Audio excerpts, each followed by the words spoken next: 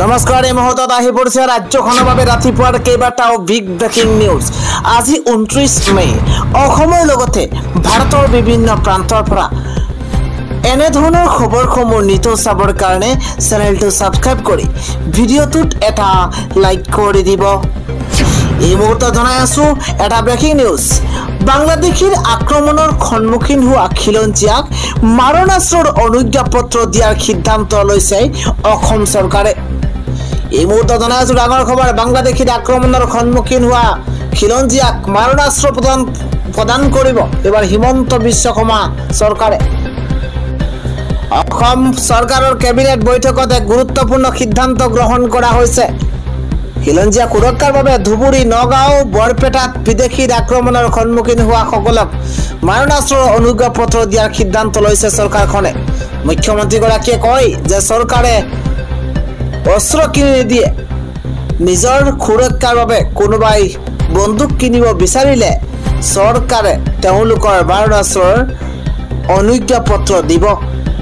মুখ্যমন্ত্ৰীয়ে লগতে কয় যে আগতে কোনো চৰকাৰে এই সাহস কৰা নাছিল। জাতি মাটি ভেটিৰ কথা কোৱা চৰকাৰে অসমীয়াৰ সুৰক্ষাৰ বাবে কাম কৰিব।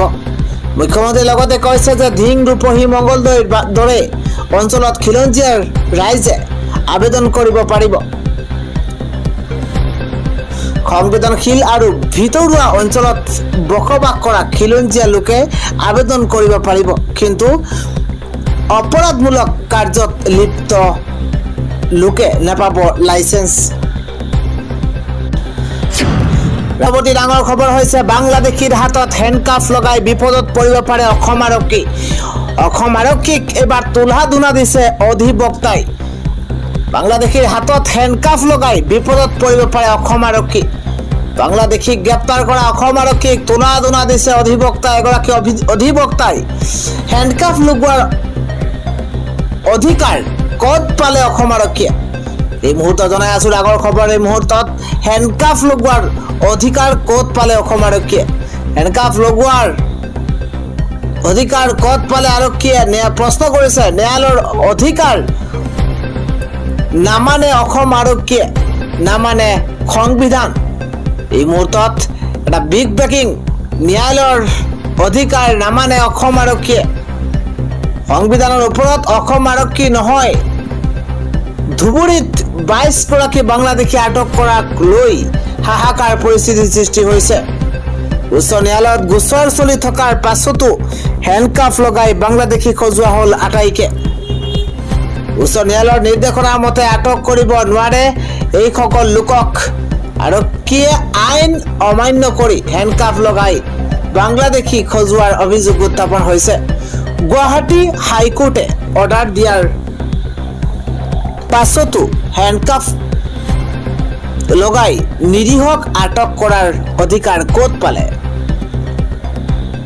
ধুবুৰী আৰক্ষীৰ বিৰুদ্ধে গুৱাহাটী উচ্চ ন্যায়ালয়ৰ কাষ চাপিব অধিবক্তা। চৰকাৰে খিলঞ্জীয়াক লৈ দিয়া প্ৰতিশ্ৰুতি ভেকু ভাওনা হ'ল। যিসকল বিষয়াই ন্যায়ালয়ৰ নিয়ম ভংগ কৰিছে কোনো পৰ্যায়ে ৰেহাই দিয়া নহ'ব।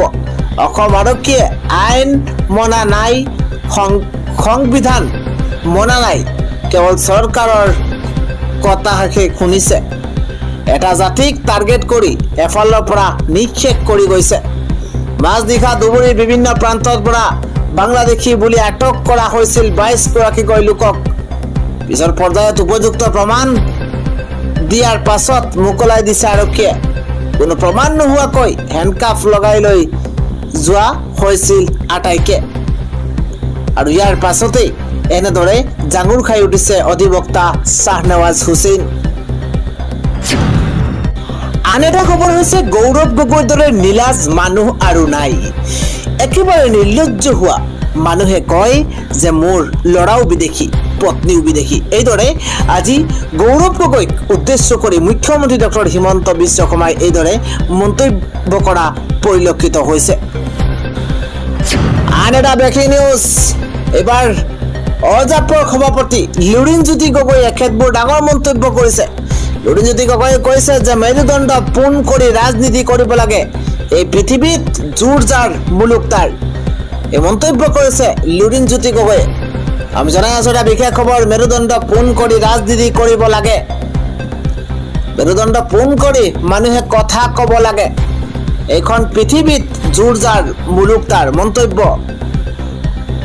লুৰিণজ্যোতি গগৈ জাতীয়তাবাদৰ আদৰ্শ মানি সকলোৱে শক্তিশালী কৰিব লাগিব হিন্দু মুছলমানৰ ৰাজনীতি ক্ষণস্থায়ী বিজেপিয়ে ভোট বেংকৰ বাবে এই গেম খেলি আছে মন্তব্য কৰিছে লুৰিণজ্যোতি গগৈয়ে আমি অসমৰ ভৱিষ্যত চাইছো আৰু কাম কৰি গৈ আছো ডাঙৰ খবৰ এই মুহূৰ্তত অসমৰ সৌন্দৰ্য শক্তি আৰু স্বাভিমানক সকলোৱে সন্মান কৰিব লাগিব এয়াই জাতীয়তাবাদ এই জাতীয়তাবাদ সকলোৰে ৰক্ষা কৰিব লাগিব সংকীৰ্ণতা নাই বাবে আমি সদায় সাহসেৰে কথা কওঁ বিজেপিক পৰাস্ত কৰিবলৈ সকলো বিদেশী একেলগ হ'বই লাগিব ৰাইজে হৃদয়ৰ আহ্বান শুনক প্ৰতিটো বিৰোধী দলে আন এটা খবৰ হৈছে এবাৰ বাংলাদেশী 4 কন্যা ভাৰতীয় এটা পৰিয়ালৰে মাতৃ বাংলাদেশী 4 কন্যা ভাৰতীয় এই মুহূৰ্তত জনাই আছো ডাঙৰ খবৰ বাংলাদেশী মাতৃক গ্ৰেপ্তাৰ এবাৰ 4 কন্যাৰ হিয়া বগা কান্দোন এই মুহূৰ্তত ডাঙৰ খবৰ জনোৱাৰ চেষ্টা কৰিছো বাংলাদেশী মাতৃক হেৰুৱাই 4 কন্যাৰ হাহাকাৰ বাংলাদেশী মাতৃক হেৰুৱাইছে আৰু মাতৃৰ সকলো নথি পত্ৰ লৈ মাতৃক ঘৰলৈ ঘূৰাই অনাৰ আহ্বান জনাইছে কন্যাই মাতৃৰ সকলো নথি পত্ৰ লৈ মাতৃক ঘৰলৈ ঘূৰাই অনাৰ আহ্বান কন্যাৰ অবৈধ বাংলাদেশী মহিলা গৰাকীৰ নাম হৈছে খুনা ভানু অবৈধ বাংলাদেশী মহিলাসকলৰ নাম হৈছে খুনা ভানু মহিলাগৰাকীক গ্ৰেপ্তাৰ কৰি বাংলাদেশৰ সীমান্তৰ মেন্সলেণ্ডত পঠিয়াই দিছিল আৰক্ষীয়ে পৰিয়ালটোৰ ঘৰ পকা বেতপাৰি বুঢ়ীখামাৰ গাঁৱত বুলি জানিব পৰা গৈছে আজি ৰাতিপুৱা আন এটা গুৰুত্বপূৰ্ণ খবৰ হৈছে নিৰ্বাচন বিচাৰি বাংলাদেশৰ ৰাজপথলৈ আহিছে হাজাৰ হাজাৰ লোক চকী হেৰুৱাব মহম্মদ ইউনুছে এই মুহূৰ্তত এটা বিগ পলিটিকেল ব্ৰেকিং নিউজ এই মুহূৰ্তত জনোৱাৰ চেষ্টা কৰিছো যিকোনো মুহূৰ্ততে চকী খালী হ'ব মহম্মদ ইউনুছৰ নিৰ্বাচিত চৰকাৰ বিচাৰি বাংলাদেশৰ ৰাজপথত হাজাৰ হাজাৰ লোক এটা বিগ ব্ৰেকিং জনোৱাৰ চেষ্টা কৰিছো নিৰ্বাচিত চৰকাৰ বিচাৰি বাংলাদেশৰ ৰাজপথত হাজাৰ হাজাৰ লোকে ভিৰ কৰা পৰিলক্ষিত হৈছে শীঘ্ৰে নিৰ্বাচন অনুষ্ঠিত কৰাৰ দাবী প্ৰতিবাদী জনতাৰ এই মুহূৰ্তত এটা ব্ৰেকিং নিউজ জনোৱাৰ চেষ্টা কৰিছো বিএনপিৰ নেতা তাৰিক ৰহমানৰ বিশাল প্ৰতিবাদী সমদল বাংলাদেশৰ জনতাক ভোট বাস্তৱত ৰূপ দিয়া হ'ব বুলি তাৰিক ৰহমানৰ ঘোষণা প্ৰতিগৰাকী কৃষকৰ সপোন পূৰণ কৰা হ'ব বুলি ঘোষণা বিএনপিৰ নেতাগৰাকীৰ ৰাতিপুৱা আন এটা ডাঙৰ খবৰ হৈছে আগন্তুক 48 ঘণ্টাত ৰাজ্যত বতৰে কাল ৰূপ ধাৰণ কৰিব ৰাজ্যত ইতিমধ্যে ৰেড এলাৰ্ট জাৰি কৰা হৈছে এই মুহূৰ্তত এটা ব্ৰেকিং নিউজ জনোৱাৰ চেষ্টা কৰিছো আগন্তুক 48 ঘণ্টাত ৰাজ্যত কাল ৰূপ ধাৰণ কৰিব পাৰে বতৰে জাৰি কৰা হৈছে ৰেড এলাৰ্ট এই মুহূৰ্তত বিগ নিউজ জনোৱাৰ চেষ্টা কৰিছো প্ৰতি ঘণ্টাত 80 কিলোমিটাৰ বেগত আহি আছে প্ৰচণ্ড ধুমুহা প্ৰতি ঘণ্টাত 80 কিলোমিটাৰ বেগত আহিব প্ৰচণ্ড ধুমুহা বৰষুণ ধুবুৰী গোৱালপাৰা বৰপেটা পশ্চিম কাৰ্বি আংলং শ্ৰীভূমিত ৰেড এলাৰ্ট জাৰি কৰা হৈছে কোকৰাঝাৰ চিৰাং বজালিতো ৰেড এলাৰ্ট জাৰি কৰা হৈছে নলবাৰী কামৰূপ মেট্ৰ তামুলপুৰতো ৰেড এলাৰ্ট জাৰি কৰা হৈছে নলবাৰী কামৰূপ মেট্ৰ তামুলপুৰতো ধাৰাসাৰ বৰষুণ হোৱাৰ পূৰ্ণ সম্ভাৱনা আছে আনেক অসম শৃংখল চলিহাৰ পৈতৃক সম্পত্তি নেকি শৃংখল চলিহাৰ বিৰুদ্ধে এবাৰ গৰজি উঠিছে অসম সংখ্যালঘু পৰিষদ আমি জনাই আছো এটা বিগ নিউজ উজনি অসমত শৃংখল চলিহাৰ পৈতৃক সম্পত্তি নেকি প্ৰশ্ন উত্থাপন কৰিছে এইবাৰ অসম সংখ্যালঘু পৰিষদে উজনি অসম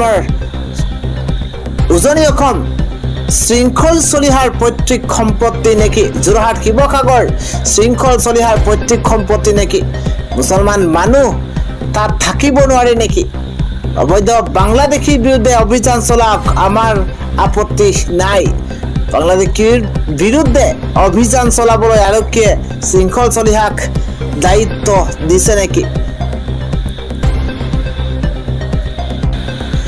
চৰকাৰটো আপোনাক দায়িত্ব দিয়া নাই দেশত আইন আছে আদালত আছে আৰক্ষী আছে আজি আজাদ চৌধুৰীৰ ওপৰত জঁপিয়াই পৰিছে বুলডোজাৰ চলাব লাগে বুলি কৈছে আজি আজাদ চৌধুৰীৰ ওপৰত জঁপিয়াই পৰিছে বুলডোজাৰ চলাব লাগে বুলি কৈছে ঘৰ বাৰী ভাঙি দিব লাগে এইটো কেনেকুৱা কথা আজি যোৰহাটত মুছলমান মানুহখিনি থকা তেওঁলোকৰ অধিকাৰ নাই নেকি অসমত মুছলমান মানুহৰ অৱদান নাই নেকি ভাষা আন্দোলনত আমাৰ মানুহৰ মৃত্যু হোৱা নাই নেকি এই প্ৰশ্ন উত্থাপন হৈছে শৃংখল চলিৰ আগামী প্ৰশ্ন কৰিছোঁ অসমৰ শান্তি সমৃদ্ধি বিনষ্ট নকৰিব অবৈধ বাংলাদেশী নামত প্ৰকৃত ভাৰতীয় হাৰাশাস্তি কৰাটো মানি লোৱা নহ'ব যদি আজাদ আলী অবৈধ বাংলাদেশী তেন্তে গ্ৰেপ্তাৰ কৰক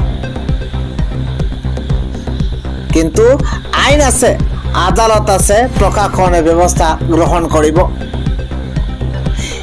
এইদৰে মন্তব্য কৰিছে শৃংখল চলিহাৰ বিৰুদ্ধে মুখ্যমন্ত্ৰীক ব্যৱস্থা গ্ৰহণ কৰাৰ দাবী সদৌ অসম সংখ্যালঘু পৰিষদৰ নেতা আবু বক্কৰ ছিদ্দিকৰ